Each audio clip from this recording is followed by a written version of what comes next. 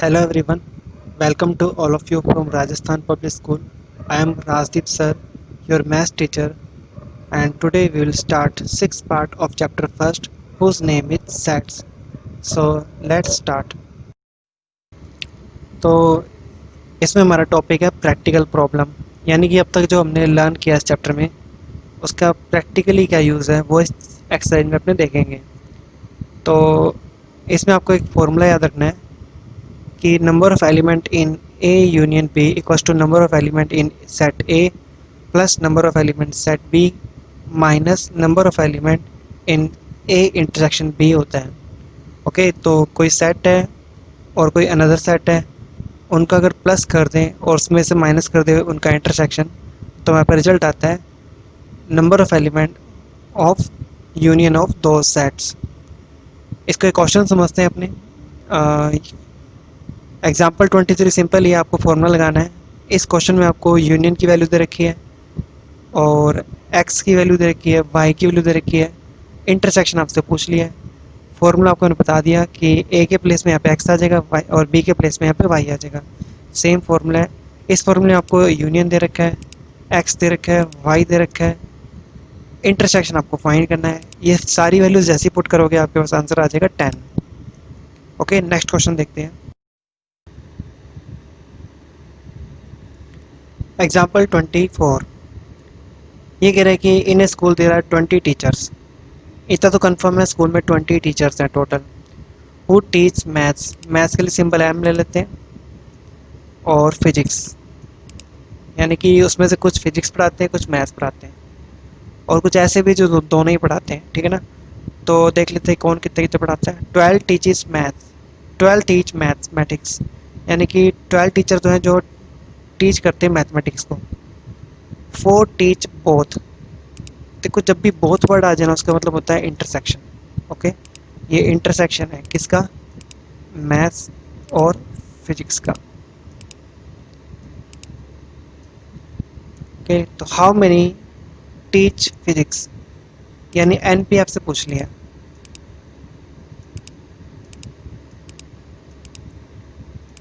Okay, तो इस question में आपको यूनियन गिवन है, एम गिवन है, इंटरसेक्शन गिवन है और एन पी आपसे पूछ लिया। फॉर्मूला लगाना है, वैल्यूज रखनी है और एन पी का सब्जेक्ट बना के आंसर आ जाएगा आपका 12।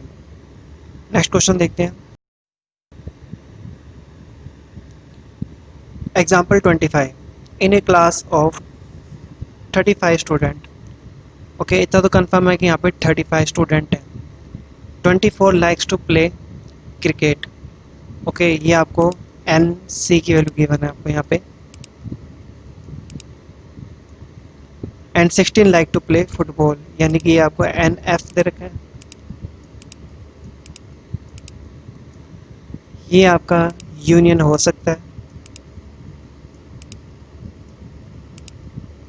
किसका यूनियन हो सकता है ये, सी और एफ का, यानी क्रिकेट और फुटबॉल का। अभी मैंने यहाँ पे बोला हो सकता है, कंफर्म नहीं बोला मैंने इसको कि है। इसका रीज़न ये है कि अपने क्वेश्चन करेंगे और मैं आपको उसमें बताऊंगा कि जो सबसे बड़ी वैल्यू होगी ना वो यूनियन भी हो सकती है और यूनिवर्सल भी हो सकती है, यानी वो संघ भी हो सकता है और सार्वत्रिक भी हो सकता है। ओके, तो हमें कैसे पता चलेगा कि क्या है ये, उसके लिए क्वेश्चन करेंगे नेक्स्ट क्वेश्चन, तो उसमें आपके कॉन्सेप्ट क्लियर हो जाएंगे।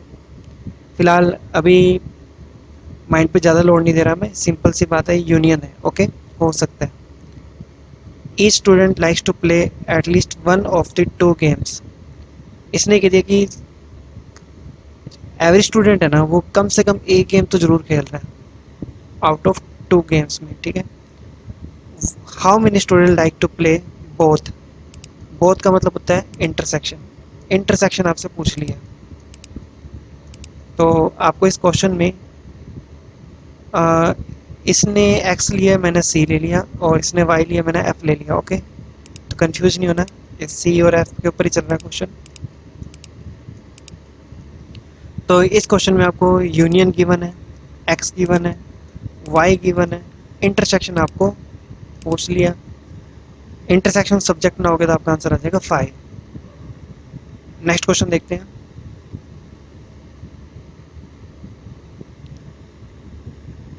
ओके, ये सबसे डिफरेंट क्वेश्चन है। ओके, क्योंकि इसमें यूनिवर्सल आएगा। और कैसे पता चलेगा मैं आपको बता दूंगा। इन ए सर्वे ऑफ 400 स्टूडेंट, ये जो 400 है ना, ये यूनियन भी हो सकता है,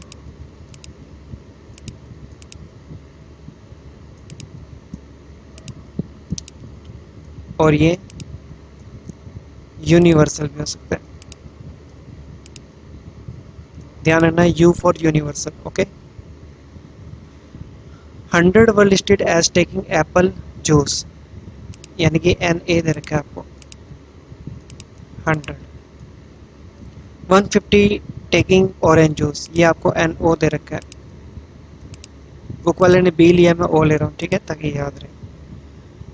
and 75 were listed as taking both, यानी कि आपको इंटरसेक्शन दे रखा है, क्योंकि बोथ वर्ड आ गए यहाँ पे, एप्पल और ऑरेंज का।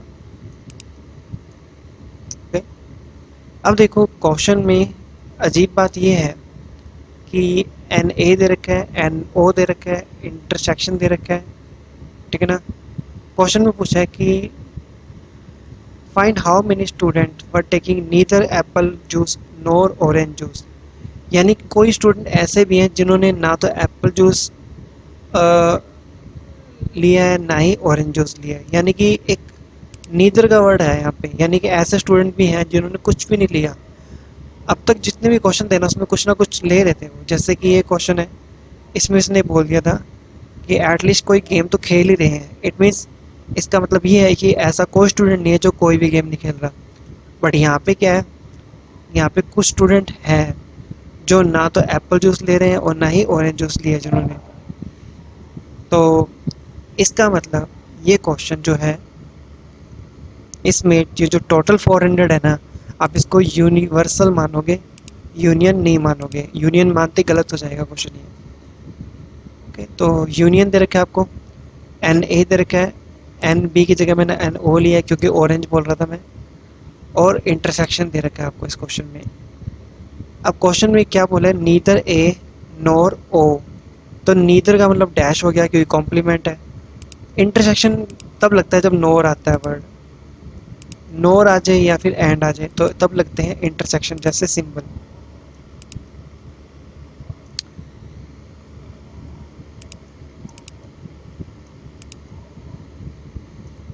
ओके, और नीदर ए डैश नोर बी। ओके, नीदर ए का मतलब ए डैश, नोर का मतलब इंटरसेक्शन, और बी का भी नोर ही बी का भी नीदर ही होएगा क्योंकि उस पर डैश लगेगा, और इसकी जगह मैंने ओ लिया। अब डी मॉर्गन लॉ कहता है कि अगर आपने डबल डैश को सिंगल डैश में कन्वर्ट कर दिया तो इंटरसेक्शन का क्या होता है, यूनियन हो जाता है। तो फिर से बताता हूँ कि डबल डैश है, उसका सिंगल डैश करोगे तो यहाँ पे De Morgan according union, intersection का हो जाएगा यूनियन। और क्योंकि डैश का फॉर्मूला क्या होता है, जैसे कोई भी हम डैश निकालते हैं, जैसे ए डैश निकालना होता है, तो हम क्या करते हैं, यूनिवर्सल में से ए को माइनस कर देते हैं। तो इसी कॉन्सेप्ट से क्या होएगा, अब पूरे का डैश है तो इसको यूनिवर्सल में से विदाउट डैश माइनस कर देंगे। अब यूनियन के लिए क्या करेंगे, यूनियन के लिए हम वही फॉर्मूला लगाएंगे जो हमने स्टार्टिंग में देखा था। कौन से वाला फॉर्मूला, ये वाला, ए यूनियन बी का, ये फॉर्मूला आपको लगाना है इस क्वेश्चन में। ओके, तो एन ए एन बी और एन ए इंटरसेक्शन की सारी वैल्यूज़ आपके पास हैं। ये सारी वैल्यूज़ पुट करोगे तो आपके पास आंसर आ जाएगा 225। ओके, तो बहुत ही इंपॉर्टेंट क्वेश्चन है क्योंकि इसमें यूनियन नहीं था, यूनिवर्सल था। और इसका कैसे पता चला अपने को, इस नीदर वर्ड से, क्योंकि ऐसे स्टूडेंट भी हैं जो कुछ भी नहीं ले रहे, ना एप्पल जूस ना ऑरेंज जूस। इस केस में जो बड़ी वैल्यू होगी ना, वो 99% यूनिवर्सल होती है। बाकी क्वेश्चन के स्टेटमेंट अकॉर्डिंग यूनियन भी हो सकता है। आगे कुछ क्वेश्चन आएंगे उसमें आपके कॉन्सेप्ट क्लियर होंगे। एग्जाम्पल 27, इस क्वेश्चन में क्या है, there are 200 individuals with a skin disorder. Okay, ये 200 इंडिविजुअल्स हैं, उनको कुछ बीमारी हुई पड़ी है स्किन डिसऑर्डर की। 120 had been expose to the chemical C1।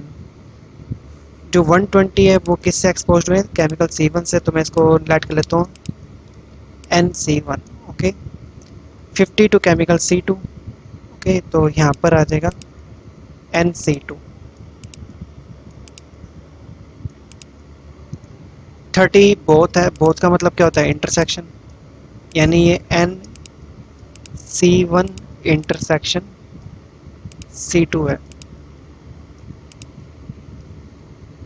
Find the number of individual expose to chemical C1 but not chemical C2, chemical C2 but not chemical C1, chemical C1 और chemical C2। तो ये question तो आप कर लोगे, क्योंकि और आ गया, और का मतलब ध्यान रखना यूनियन होता है।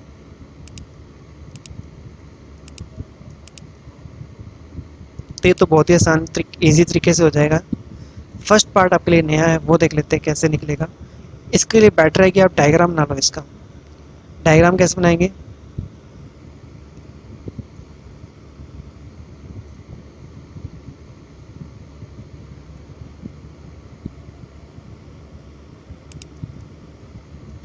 सपोज करो ग्रीन कलर का तो है C1,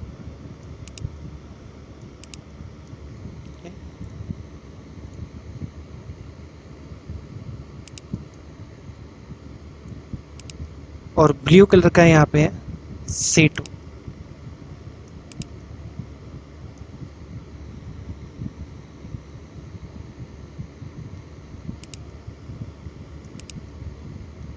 ओके, ये दोनों के लिए कॉमन हो गया। अब उसने क्वेश्चन में क्या कहा है,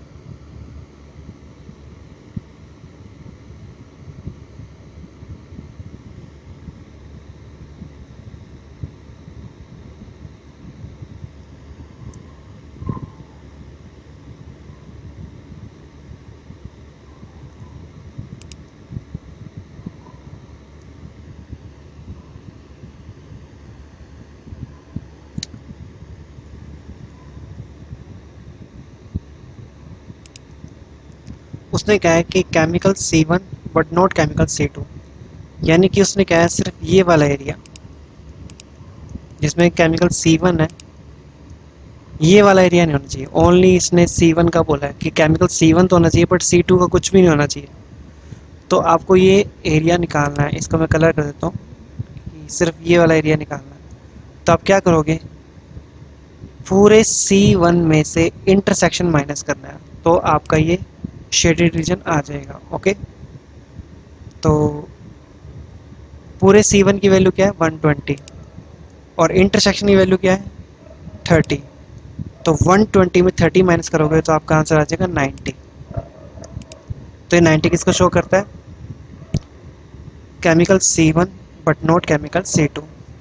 तो इसी तरीके से सेकंड पार्ट हो जाएगा। वीडियो को लाइक, सब्सक्राइब और बेल आइकन को प्रेस जरूर कर देना।